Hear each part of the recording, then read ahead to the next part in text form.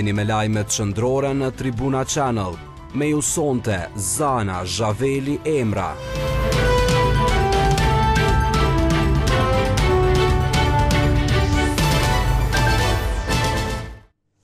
Zonja dhe zotrin, mirë mbrëma, po takojmë i bashkë në edicionin qëndror të lajmeve në Tribuna Channel. Fillimisht ju njohi me titujt kryesor. Ende pa institucione, ekspertët paralajmërojnë eksod të ri. Fillon shpronësimi në Obiliq, shpresë e vogël për mos kolaps energjetik. Intervist me Abdullah Hotin flet edhe për qëndrimin e Teuta Rrugovës. Vazhdon lufta, PDK i merr një asambleist vetëvendosjes. Mos formimi i institucioneve po e çon Kosovën drejt humnerës. Ekspertët kërkojnë formimin e institucioneve sa më shpejt, në të kundërtën mund të përsëritet një eksod tjetër. Rrezikohen edhe investimet. Ka rrezik të kolapsit energjetik, probleme ka në burgjet, te hekurudhat, në buxhetin e vendit, te pensionet e veteranëve e në shumë të tjera. Kështu vendi po shkon drejt krizës si pasojë mos formimit të institucioneve. Kjo po ndikon keq edhe në aspektin ndërkombëtar. Skënder Bucolli, drejtori i zyrës për marrëdhënie me publikun në KEK, tregon që po bëjnë gjithçka derisa institucionet të formohen.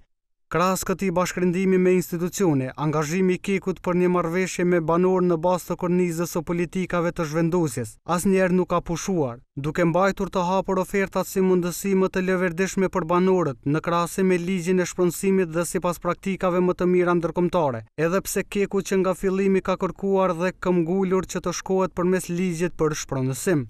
I prekur nga ky kolaps energjetik është edhe shërbimi korrektues i Kosovës. Drejtori Sokol Zoga i thot se me buxhet nuk është bërë ndarje drejt dhe këtë herë kanë shumë më pak buxhet se sa në 4 vitet e kaluara. Shpresat i ka te formimi i qeverisë së re. Kemi bërë do kërkesa për komunalije, për projekte të ndryshme, ajo nuk ka ndodhur, por na po shpresojmë shumë shpejt që formohet qeveria dhe parlamenti edhe ta sigurojmë atë pjesë buxhetit që kemi nevojë. Elulzim Beqiri, njohësi ekonomist, thot se për të dalë nga ky kolaps duhet që të formohen institucionet në mënyrë që të kthehet normaliteti i jetesës në Kosovë. Përndryshe, parasheh rrezik që njerëzit prap të tentojnë të ikin nga vendi, siç ka ndodhur kohë më parë. Duke marrë edhe parasysh edhe tash jemi prag të antarësimit në Europol, edhe në mekanizma tjera si mund t'i përmendëm edhe UNESCO e shumë tjera, gjitha këto përçojnë mesazh negativ. Shqetësim mbetet edhe ikja e investitorëve. Ndërkohë, një lajm pak sa pozitiv ka ardhur nga Obiliqi. KEK-u thot se ka filluar shpronësimi. Kjo ka ndodhur me 2 shtëpi, 11 të tjera javën e kaluar e pritet që të ndodhë edhe me familjet e tjera. Skënder Bucolli nga KEK-u ka bërë të ditur për Tribuna Channel se reflektimi pozitiv i këtyre 2 familjeve është i një rëndësie të veçantë, pasi që shënon fillimin e daljes nga kriza duke pas parasysh se parcelat e tyre gjindën në pjesën e parë, zona me prioritet për të cilën qeveria ka marrë vendim me datën 21 korrik, ku është ndërprer puna përballë ekskavatorëve, të cilët tash një vit pa të ndërprer punën për t'i dhënë hapësirë negociatave me banorët. Pas reflektimit pozitiv të këtyre 2 banorëve, shihet një interesim i shtuar edhe nga banorët e tjerë për arritjen e marrëveshjes. Në këtë drejtim, KEK-u përsëri u bën thirrje të gjithë banorëve të afektuar t'i bashkohen këtyre familjeve dhe ta zhbllokojnë në tërësi situatën në të cilën po kalojmë, ka thënë Bucolli për Tribunën.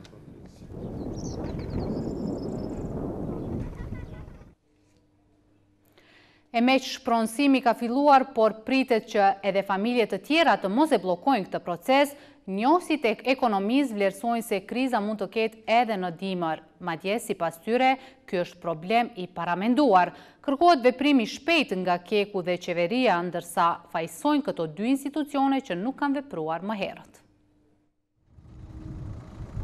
Çështja e shpronthimeve në fshatrat Shqipitu dhe Hade po përflitet për disa kohësh për të zhbllokuar gjendje në Kek. Dajana Berisha, drejtoreshe ekzekutive e Fitch, thotë se procesi i shpronthimit ka filluar që nga viti 2004 nga Kek, qeveria dhe komuna, por nuk është realizuar për të arritur deri tek kriza energjetike.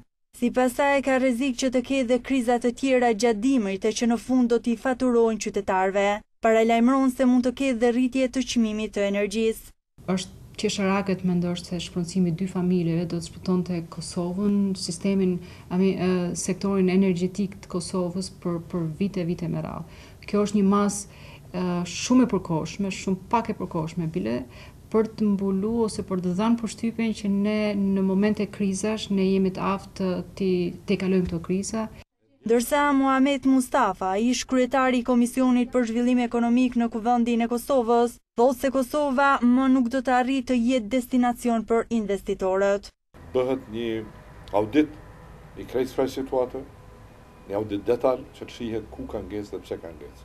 Sepse ky problem zgjat me dekada. Eksperti i ekonomisë Mustaf Kadria i bën të ditur se kjo situatë artificiale krijuar është e rrezikshme për perspektiven ekonomike të Kosovës. Thotë se Keku dhe qeveria duhet të kishin vepruar më herët. Së pari do të thotë si qeveria, po ashtu edhe korporata energjetike e Kosovës, që është obliguar që të mirret me shpërndësimin, kjo nuk do të duhet t'i lejonin vetvetes të vjen në pikpyetje për 2 javë ditë çka do të bëjnë, që kjo kur është në interesin nacional edhe pasuria personale, thotë nuk do duhet të jetë pengesë, sepse vetëm duhet të shpërndësohet pa marrë parasysh çmimin. Nëse banorët e tjerë nuk pajtohen për shpërndësim, Kosova rrezikon të ketë kolaps energjetik dhe pse ka linjë të mjaftueshëm. Flasim tani për politikë. Seanca konstituive e cila u mbajt në javën paraprake nuk arriti të përfundoj si shkak i mosgatishmërisë së PAN-it për ta propozuar një emër konkret për postin e kryeparlamentarit. PAN, mos prezencën e tyre në kuvende arsyetuan me veprimin e kryesuesit të kuvendit Adem Mikulovci, që sipas tyre e mbyllin në formë arbitrare.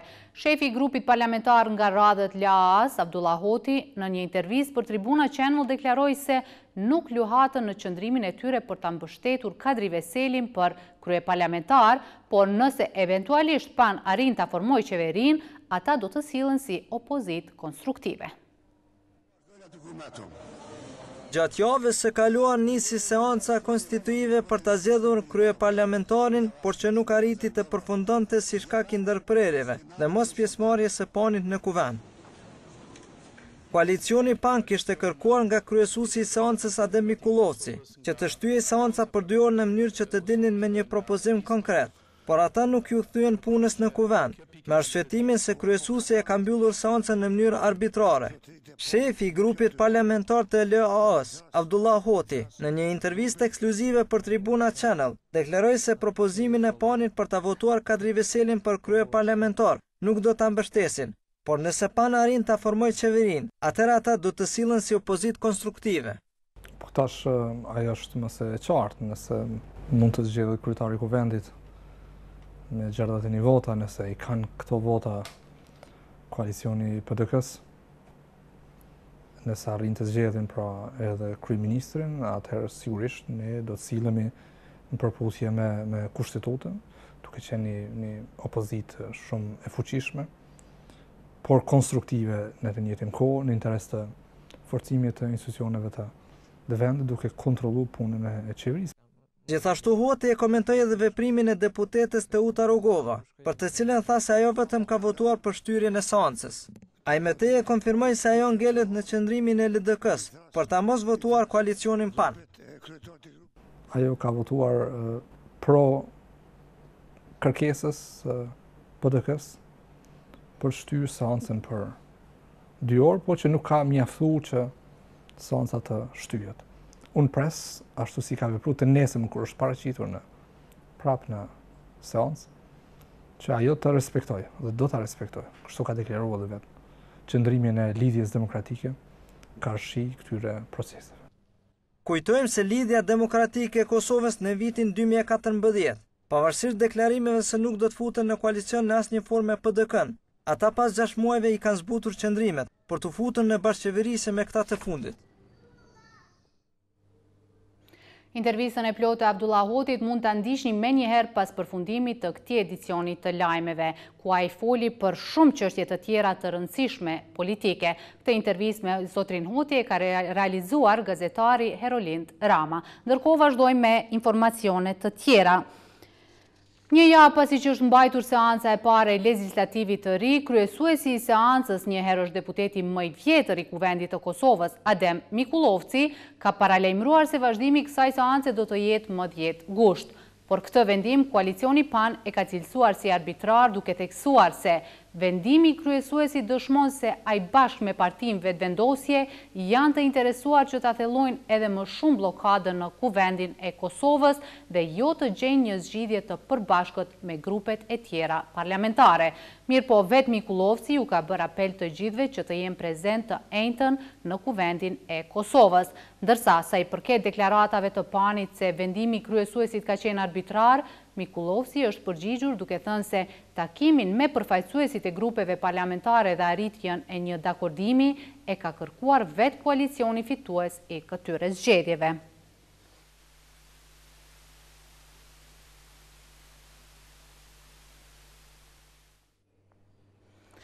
Ndërkohë, përfaqësuesit e Partisë Demokratike të Kosovës nesër do të marrin pjesë në takimin konsultativ të thirrur nga kryesuesi i seancës së Kuvendit të Kosovës, Adem Mikulovci, por nuk kanë vendosur ende nëse marrin pjesë në seancën e së njëjtës. Këtë e ka bërë të ditur sot nënkryetari i PDK-s Enver Hoxhaj pas mbledhjes së kryesisë së kësaj partie. Edhe përfaqësuesit e AK-s dhe Nismas e kanë konfirmuar pjesëmarrjen në këtë takim, por nuk kanë bërë të ditur nëse do të marrin pjesë në vazhdimin e seancës që është thirrur për ditën e njëjtë. As nënkryetari i PDK-s Hoxhaj nuk ka dashur të flasë rreth asaj se a do marrin pjesë në seancën e së njëjtës, duke shtuar se gjatë ditës së nesërme do ta bëjnë të ditur vendimin e tyre për këtë gjë. Ju ftojmë tani që ta dëgjojmë deklaratën e plotë të nënkryetarit të PDK-s Enver Hoxhaj.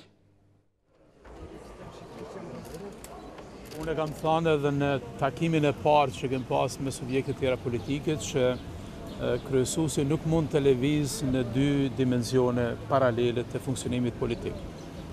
Ai ka marrë një hap që ne kemi përshëndet që t'i fton partitë politike dhe vendimi që ke marrë atë ditë ka qenë vendim që të mërkurën në orën 10 ne të takohemi si subjekte politike dhe ta gjejmë një zgjidhje politike. Ne nuk i japum përparësi shpejtësisë në raport me koordinimin politik. Si Partia Demokratike e Kosovës, bashkë me partnerët tjerë politik, ne do të jemi nesër të pranishëm në takim. Se çfarë vendimi do të marrëmi për të njëjtën është vendim që do ta bëjmë publik nesër. Ne si kryesia e Partisë Demokratike të Kosovës kemi pas një mbledhje të gjatë të kryesisë, ku kemi biseduar për gjendjen politike në vend dhe natyrisht që prioritet i dorës parë për neve është konstituimi i Kuvendit dhe formimi i qeverisë së ardhshme.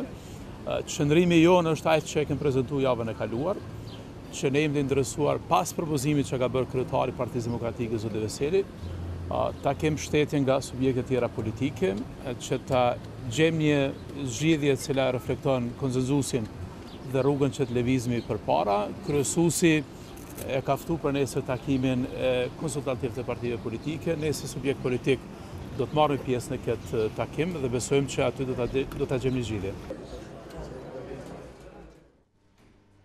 Mirë po ndryshe nga koalicioni PAN, Lëvizja Vetëvendosje ka deklaruar se nuk do të jetë pjesë e takimit konsultativ që pritet të mbahet gjatë ditës së nesërme. Madje gjatë javës së kaluar, shefi i grupit parlamentar të kësaj partie, Glau Konjufca, e pati kritikuar kryesuesin Mikulovci se me thirrjen e këtij takimi i ka bërë favor koalicionit PAN. Edhe deputeti i kësaj lëvizje Xhelal Sfeshle u shpreh se nuk kanë asnjë arsye për të qenë pjesë e atij takimi.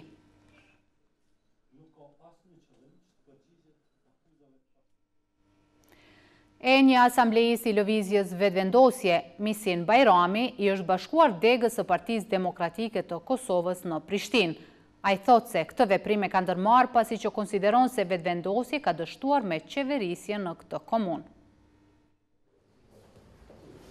Kryetari i Partisë Demokratike të Kosovës, dega në Prishtinë, Lirak Qelaj, duke i uruar mirëseardhje Mistin Bajramit në PDK, tha se asamblisti i është bashkangjitur këtij subjekti pa asnjë joshje, ashtu siç është përpjekur vetëvendosje të josh asamblistët e partive të tjera, qoftë me poste, qoftë financiarisht. Më tej, ai tha se nga sot PDK është partia e dytë me numër të barabartë të asamblistëve me lëvizjen vetëvendosje.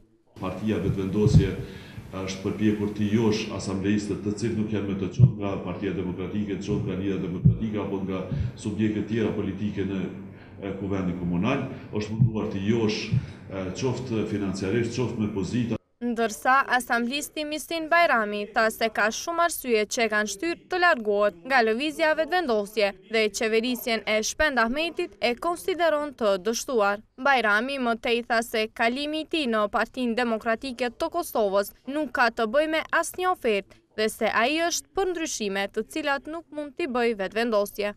Qeverisja e Shpend Ahmetit është e dështuar. Pi marr shembull konkret.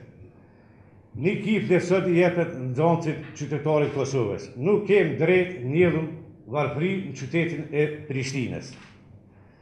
Shqyqone rregullorin e tatimit në pronë. 400% qytetarëve të Hajvalis ju ka rritur tatimin në pronë. Shqyqone emrimin e rrugëve. Ju mundu me që një pikë ndryshimi. Një pikë ndryshimi, po nuk është ndryshimi me lëvizje vetëvendosje. Këto do të dëshmon koha. Do të dëshmon shumë shpejt. Me kur çfarë çmimi nuk ka që mundet me bind një qytetar dershëm si unë që ju kum përkushtu ti rrethit ka vit nga Hajvalia. Ai më tej tha se në lëvizjen vetëvendosje mungon qasja e veprimit dhe demokracia. Lëvizja vetëvendosje thot se akuzat e fundit të PDK-s ndaj kësaj partie janë të pabaza dhe të paqëndrueshme. Vetëvendosje pretendon se këto shpifje PDK-ja po i bën me qëllim të mbulimit të blokadës institucionale dhe të pamundësisë së krijimit të institucioneve të reja. Zyrtarë të kësaj partie madje thonë se tashmë ka deponuar disa padi për shpifje ndaj PDK-s. Deputeti i Lëvizjes Vetëvendosje Xhelal Sfesla, gjatë një konference të mbajtur për media, ka thënë se nuk ka për qëllim të përgjigjet akuzave të paqena të PDK-s apo segmenteve të caktuara të kësaj partie. Sipas tij, arsyeja pse PDK po reagon me shpifje është se duan të shkaktojnë mbulimin e blokadës institucionale pasi që nuk i kanë numrat për kryeparlamentar. Sfesla më tej tha se nuk do të merren me shpifjet e PDK-s, por do të presin emrin e koalicionit PAN për kryeparlamentar. Duan të shkaktojnë mbulimin e blokadës institucionale në të cilën po marrin pjesë. Duke mos i pas votat për krye parlamentar, ata tentojnë që të zhagisin pjesëmarrjen në seancat e kuvendit duke mos propozuar emrin i cili u takon simbas deklarimit të gjykatës kushtetuese. Ne, në vend se të mirëmi me shpifjet e tyre, po presim që ata ta thonë emrin në seancën tjetër. Sipas tij, akuzat e PDK-s se vetëvendosje po ik nga ballafaqimi me ta janë qesharake sepse vetëvendosje ka kohë që kërkon ballafaqim publik me PDK-n. Megjithatë, deputeti Sfesla tha se si subjekt nuk kanë asnjë respekt apo mirëkuptim për luftën e ndyrë që po e bën PDK me qëllim të kthimit të pushtetit.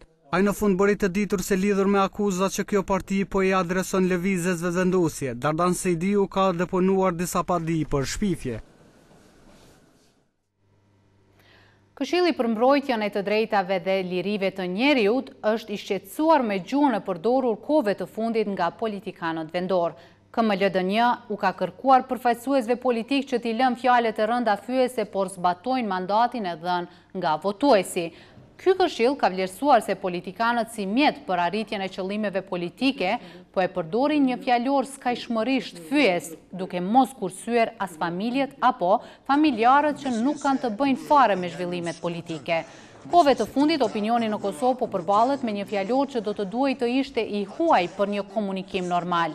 Politikanët, si mjet për arritjen e qëllimeve politike, po e përdorin një fjalor skajshmërisht fyes duke mos kursyer as familjet apo familjarët që nuk kanë të bëjnë fare me zhvillimet politike. Fyerjet janë në baza etnike, gjinore, por edhe rasiste, kur dikush sulmohet për faktin se e ka nënën të një përkatësie tjetër etnike. Këto akuza po përdoren dhe keq përdoren për qëllime politike, duke u përdorur si mjet për mundjen e kundërshtarit politik. Fyerjet ndaj femrave që merren me politik apo që kanë lidhje me politikën kanë bëri shkallën e së padurueshmës dhe që është në kundërshtim të plot me kodeksin njerëzor, moral dhe tradicional, thuhet në reagimin e KMDL-njës. Meqense ne lajmë shkurtër. E para se të shkojmë me lajmet e botës, një lajm interesant për ekonominë e vendit. Oda ekonomike e Kosovës tashmë ka filluar të mirret me gjendjen psikologjike të qytetarëve. Kryetari i saj, Safet Gërgjaliu, ka mbajtur një takim me qëllim që të diskutohet se si të motivohet populli i Kosovës. Ka zgjedhur Daud Demaku për të përcjellur mesazhe pozitive me idenë se ashtu mund të përmirësohet edhe ekonomia e vendit. Oda ekonomike e Kosovës ka zgjetur një mënyrë të re për të marrë me problemet ekonomike të vendit. Vlerëson se mendimi pozitiv do të mund të sjellë ndryshime dhe punë. Kryetari i kësaj ode në diskutimin për aktualitetin politiko-ekonomik në vend ka zgjedhur shkrimtarin Daud Demaku t'i drejtojë në rrugën e drejtë. Gërgjaliu ka thënë se kjo është bërë për shkak se aktualiteti politik nuk është motivues as pak, e as ekonomia nuk po mund të jetë e lirë nga agjenda politike. Kemi një aktualitet ekonomik i cili nuk po mund të jetë i lirë nga agenda politike dhe nga tëra kjo që e duke përcjell Kosovën dhe kam ndërrohet që problemet gjithmonë po analizohen nga këto dimensionet politike dhe ekonomike dhe shumë pak nga aspekti psikologjik dhe nga aspekti social. E vetë Demaku, i cili mbajti një ligjërat për rëndësinë e mendimit pozitiv në shoqëri dhe rëndësinë që ka populli dhe media në zhvillimin e një vendi, këshilloi që askush të mos ndalet në rrugën drejt suksesit. E kemi pa me sy në jetën tonë këtu në Kosovë, kur ka pas mundësi të ndalet një fuqi e organizuar ushtarake, por ideja e lirisë nuk ka pas mundësi të ndalet.